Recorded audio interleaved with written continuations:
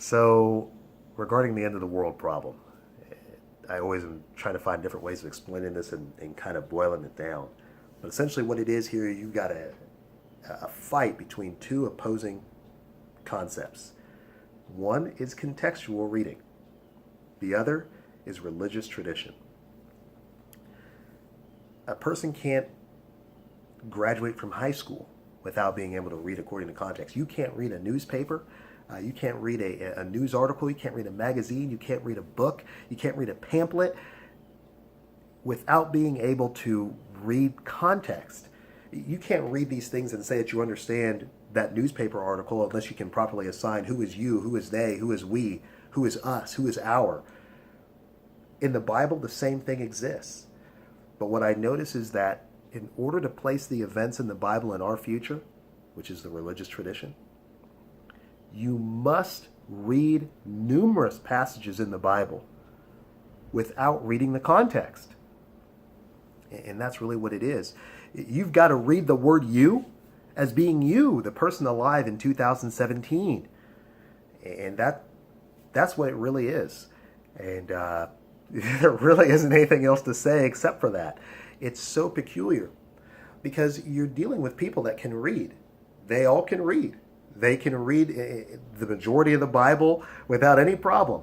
But when it comes to prophetic passages, all of a sudden you becomes you, the person in 2017, instead of you being the person who is there.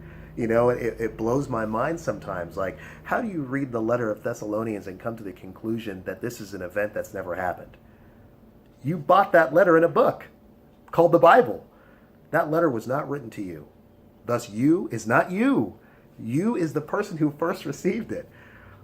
A lot of times I'll have a conversation with people regarding the prophecies in the Bible, and they'll say, well, such and such a thing hasn't happened because just like the letter says, that event is in the future. Contextual reading should show you whose future is it.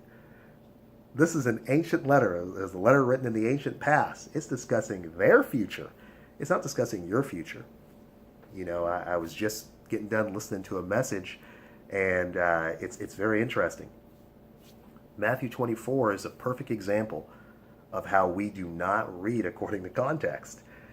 In Matthew 24, it says that the disciples came to him privately and asked him, when are these things going to take place?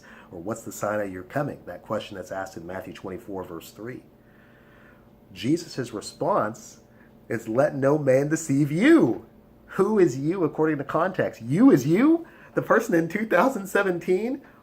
What sense does this make?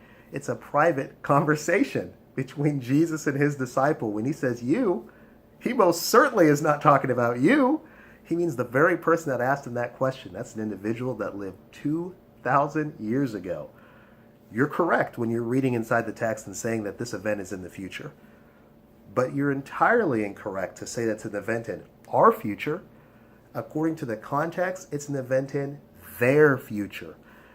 That's what it is. It's a religious tradition that requires you to place these events in the future. But the only way to do this is to not read the passages according to context. That's the fight that's taking place. So, kind of a quick video, but there was just some thoughts. See you guys.